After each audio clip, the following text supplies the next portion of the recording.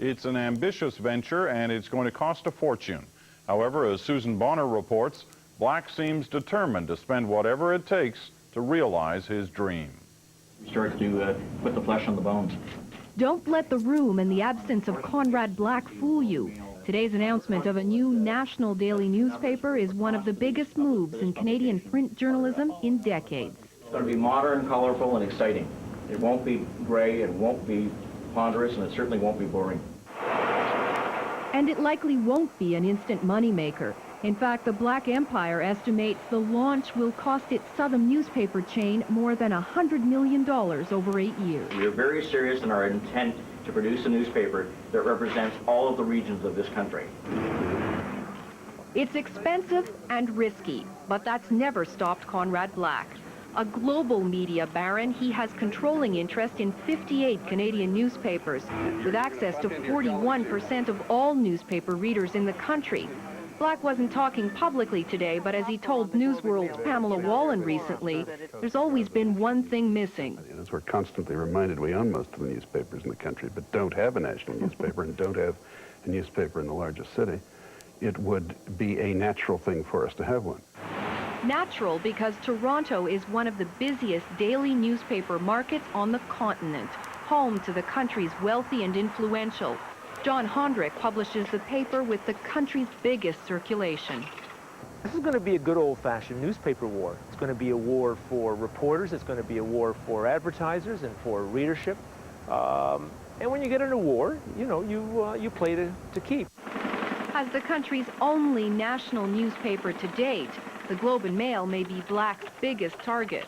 Hey, I'm not going to run to Mummy because there's another person in the room. I don't think that Globe and Mail readers are likely to be wooed away by a Conrad Black-style newspaper. Black knows he, too, will be targeted. How dare he? He owns too many newspapers now. How dare he offer us greater choice, greater variety? I mean, surely not. I accept the perversity of some manifestations of Canadian small-mindedness, but we can't have got to that point.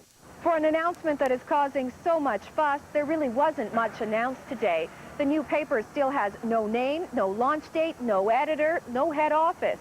It may be months away from publishing the news, but Conrad Black is already making headlines.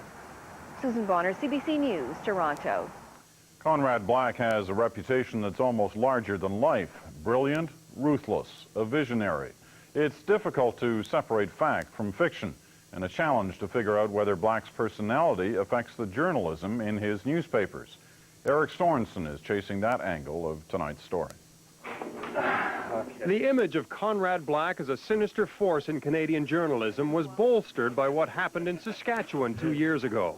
Shortly after he bought the major dailies in Regina and Saskatoon, dozens of employees were called in on what was dubbed Black Saturday and were fired. This journalism professor studied the content of the Regina Leader Post before and after the job cuts and says news coverage has suffered ever since. But it deteriorated even in terms of local coverage and particularly investigative coverage and hard-hitting reporting as opposed to just covering simple events, sports and news conferences and the easy-to-get stuff. While Conrad Black gradually acquired control over most of the major daily newspapers across the country over the last 2 years, the portrait of the owner and his holdings haven't turned out to be quite so black and white. Predictions that all of Conrad Black's papers would be squeezed just to achieve greater profits were wrong. Black put $2 million into the Ottawa Citizen to give the paper a new look and beef up editorial content. And the Montreal Gazette has expanded its news pages in recent months. The net result of Mr. Black's and his colleagues' takeover of Southam has been to give us more resources, more space. Most of us have at least the same editorial staffing as we had before.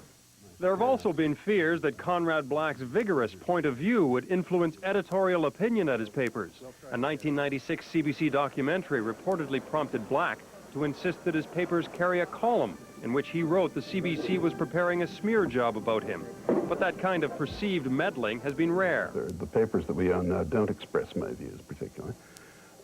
If they think that we own enough and therefore it is therefore immoral for us to start another one. I find that argument perverse.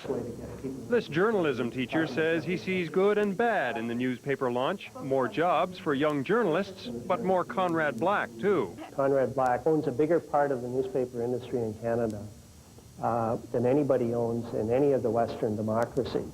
I don't think that's a good thing. I think we should be worried about that.